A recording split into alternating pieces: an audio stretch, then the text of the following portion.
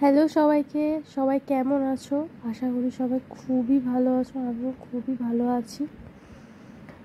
তো আমি পেঁয়াজ, লঙ্কা, আদা কেটে নিচ্ছি আমার একটা ফ্রেন্ড। তো আমরা জানি না এটা কী হবে, কী ধরনের আমরা খাবো, ডিশটা কী নাম, কিছুই নাম নেই। কিন্তু এটা তোমরা আগে ছোটোখাটো একটা ঘটি গরম বলতে পারো।